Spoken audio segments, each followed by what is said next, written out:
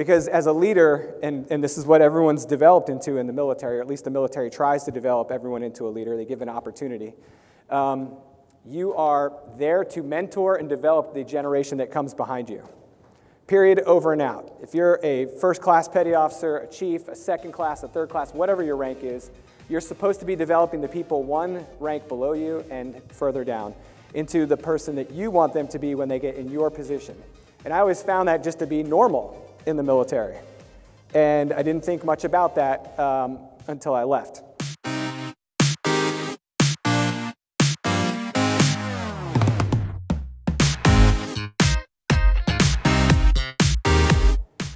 I got a really good glimpse at the money side of training for the first time and how big that pot of money is and how it's managed.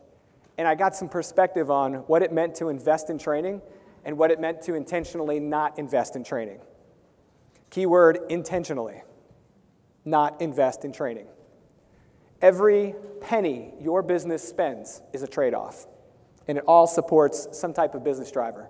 And I don't know if you guys are in the same situation, but I'm not the actual CEO and founder of PlayStation, although I do like Battlefield. But I am a founder of two companies, and every single day, I get to take care of people that work with me, and I get to move my money. Okay? And that is a decision I have to make every single day. And if I invest in training, I do that intentionally. And if I don't invest in training, I put the money somewhere else. What I don't have is shareholders. I don't have a board of directors to be beholden to.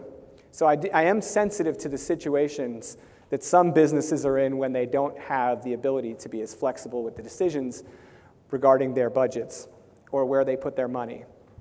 But I do hear every organization I talk to say the same things about how hard it is to get people right now, and how hard it is to retain people, and how hard it is to develop people into what you need them to be. One of my contracting companies I worked at after I retired was notorious for bringing in outstanding people in their fields. They paid great salaries to get those people in the door. They didn't have to invest as much in training because they basically bought ready-made people right off the street. It was extremely hard to hire people like that. There aren't many, if there are any, available at a given time. You can't take that same approach at the bottom of the chain of command or at the bottom of your organization's stack of positions that you do at the top. And so you can't just spread the same peanut butter across the whole sandwich, right? We can't just say we have one way to approach investing in our people. But you do have a strategy, and that does start at the top, and it does impact everyone on the way down. So what are we doing? When we start talking about training, we're actually talking about developing people to be what we need them to be for our organization, so they can do the things that we need them to do, so they can help the organization succeed. Performance, finance gets involved when you talk about profitability, all the things. What does the military have that the civilian sector doesn't? Well, we've got different types of culture, we have different types of assets, we have different funding streams. We don't have to make a profit, which is something that drove me nuts. Because I can't tell you how many times I sat in a room and said, oh my God, if we had to generate a profit, we'd be out of business by now. That was like pretty much once a week, right? And then there was other times when I'd say, thank God we're not a profit-generating organization because we're not being influenced by money to make these decisions. We're making them with our eye focused on things like safety and operational effectiveness. My last program that I worked on is the Columbia submarine program. It's a nuclear submarine with nuclear armament. Its job is to be where it needs to be in the world and be your defense against nuclear attack from other nations. They take their mission very seriously, which makes us all sleep better at night. And the amount of money that goes into that program literally took me off my feet when I got into that job. I was like, wow. But I realized the investment is almost hard to put your finger on the value of that investment. Being able to have that capability is unbelievable until you have to go sit through the briefs and figure out why it's required. And then you don't sleep well that night. And you go, okay, we're good. Now I feel better because we are who we are. and we have the capabilities we have. But if you just looked at the numbers, you'd say, that's astronomical. How can we possibly give literally billions with 3 numbers, right, to these programs? They're so expensive. There's so much else we have to pay for. But it's non-negotiable. And we feel that way because it's a capability that can't be replaced. And it's a capability that ensures your survival. But we don't feel that way, and I'm not trying to be alarmist or to try and be too much of a drama case here. But we don't feel that way when it comes to other operational efficiencies and effectiveness. How much are we willing to invest in developing our own workforce? There is no right answer, but there is an answer that is best for your organization, and you kind of have to figure that out for yourselves. A little bit of trial and error helps. But the biggest thing, that you can do is put yourself in the position of ideal workforce. What does the ideal workforce look like for your organization? And how do we keep an ideal workforce? What does that look like? What does it sound like? Forget the money for a minute. Who do we have working here? Blinds.com, you guys familiar with them? I got to meet the CEO of Blinds.com when I was in grad school for systems engineering, of all things. Like, what were we doing talking to CEOs of major companies like that? He just happened to know the professor. He thought it'd be cool to come in and talk to a bunch of people that had talked about being engineers that are also entrepreneurs. And so this guy comes in, he's smiling from face to face. Why? Because they just sold to Home Depot. Okay, so he's a very happy man right now.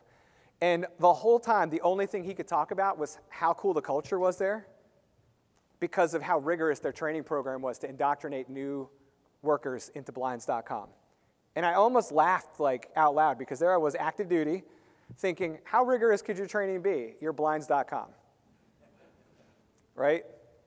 I had just spent 4 years on a 45-year-old ship down off the coast of Colombia. And I thought, okay, dude, maybe in your world this seems rigorous, but let's talk. And then he starts talking about how it takes months to get qualified to answer the phone at Blinds.com. And how they were literally at the top of the chain for hiring I think it was in Austin, where their headquarters was at the time. It's somewhere in Texas. And I thought, that's crazy.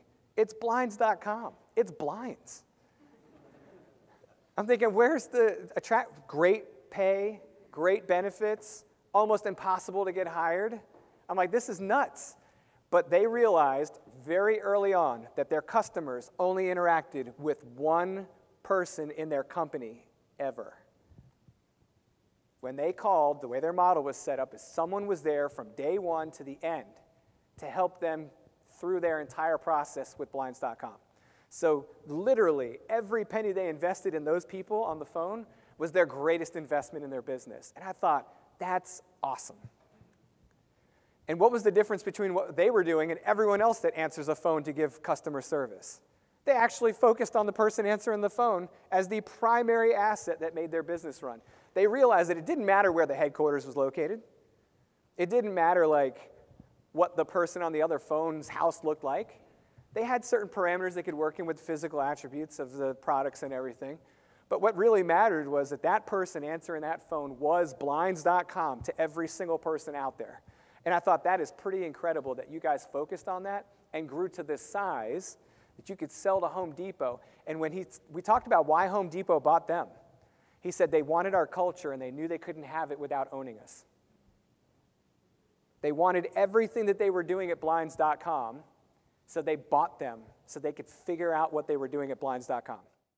It's kind of hard to hold people accountable when they've never been prepared to succeed. And I can't tell you how many times I had that conversation as an officer at headquarters talking about someone's career. This is an officer that the service has invested over $1 million in developing. 4 years at the academy, on to follow-on jobs, grad school, all these things. We're looking at them 10, 15 years down the road. They're possibly going to be pushed out of the service on being passed over for promotion for the second time. And you're like, that's it? You don't promote, you're out? Up or out? It's like, wow. How much money did we spend to develop these people? Why aren't they promoting? Well, you start looking into things like performance. You start looking into things like whether they were set up for success. And it's just eye-opening to me how many times the setting up for success was in a soft area of their career where training was never once a thing. They're a good engineer, but they're a bad leader. They're a good operator, but they're a terrible decision maker. And you're like, wow, how many organizations actually invest in leadership training? Or in making sure that the systems and the processes and all the things that we have in place to support people are realistic, functional, effective, all the things, right? It's crazy.